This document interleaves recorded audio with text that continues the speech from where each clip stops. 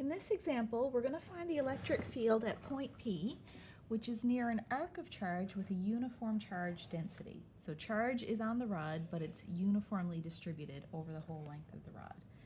Our first step in this problem is to identify a small amount of charge on the rod.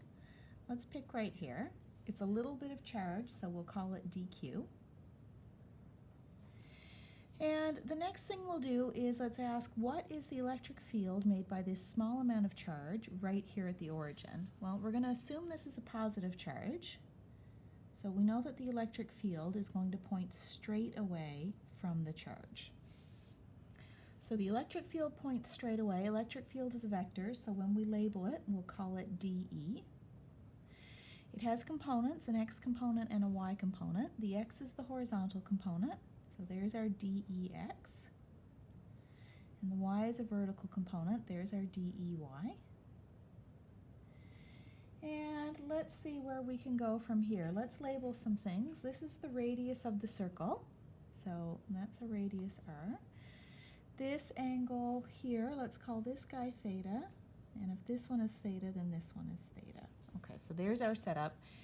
So let's write down what is the magnitude of the element of electric field made by this element of charge. So the size of that, dE, is equal to k, Coulomb's constant, times the amount of charge, dq, divided by the distance between the charge and the point squared. That's the radius of the circle, r squared. So now we need to sort out what we're going to do. We can deal with this a little bit more. dq is the element of charge. And we know that the element of charge is related to the charge on the rod through the charge density lambda. So lambda is a linear charge density. It's total charge divided by total length. What this means is that a little bit of charge is going to be the density times the little bit of length. So dq is the little bit of charge on that rod. It's going to be the density times the little bit of length. How do we define that little bit of length? That little bit of length is a little bit along the arc from here to here. It's a little bit of an arc length. We call that distance ds. So we know that dq is lambda times ds. We kind of get an idea that theta is going to be important here. Can we write ds in terms of theta? Well, from a high school geometry class, you probably remember that arc length s is r times the amount of angle.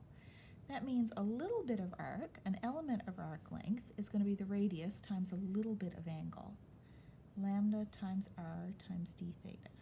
So here's an expression for our dq. We can fill that in up here.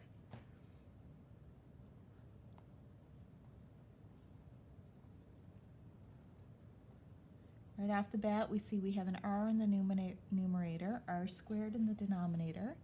So that reduces to k times lambda times d theta divided by r. So that's our value of dE. dE has components, dEx and dEy. Let's sort out how we're going to write those guys. dEx is opposite the angle, so dEx is equal to dE times cosine theta. So let's fill in our dE right here.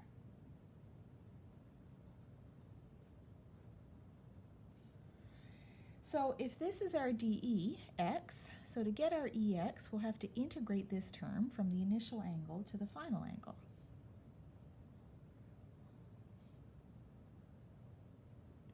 Oops, so our x component is opposite our angle, that's sine theta. There we go, that looks better now. So to get our total x component, we have to sum up all the little bits of x, which means take the integral. So Ex is the integral of dEx. So it's the integral of k times lambda times sine theta times d theta divided by r. You can take the constants out front, that's k, lambda, and r.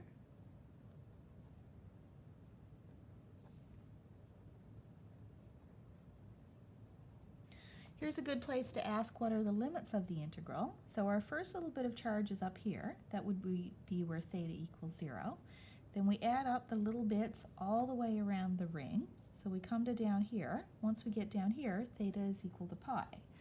So the limits of the integral are from where we start, one end of the rod, where theta is 0, down to the other end of the rod, where it's a half an arc, or pi.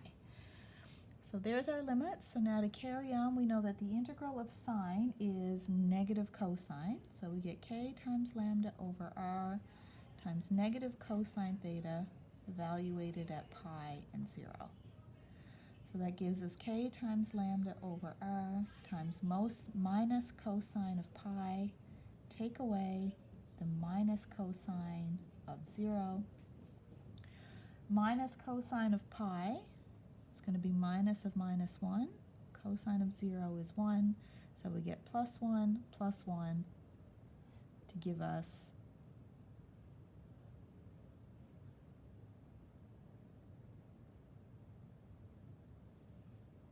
two times k times lambda over r.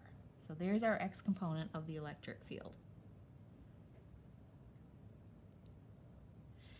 So next, what we want to find, there's our x component. Let's find the y component. At a glance, you might already have decided you know what the y component is. For every segment on the top half of the wire, the y element of electric field points down. For every element of charge on the bottom half, the y element would point up. So you might have an idea that the two y components, after we add them all up, they're going to cancel. They're going to sum to 0. If you think that, you'd be absolutely right, but we can do that using the math as well. So our y component is adjacent to our angle. dEy equals dE times cosine theta equals k times lambda times d theta times cosine theta over r. So then our EY is the integral of our DEY. So the integral k lambda cosine theta d theta over r. Take our constants out front, that's k, lambda, and r. We integrate over the same limits from 0 to pi, cos theta d theta. The integral of cosine is sine, so we've got k times lambda times r side of sine theta evaluated at pi and 0. So k lambda r sine of pi take away sine of 0. Sine of pi is 0, sine of 0 is 0. The whole thing is 0 as we expected. So then to finish, we'll write down what our electric field vector is. So our electric field vector is just the x component, 2 times k times lambda over r. Be a little bit careful here. Once in a while, if you pick your limits opposite, if you went from pi to 0, you would have gotten a negative answer here.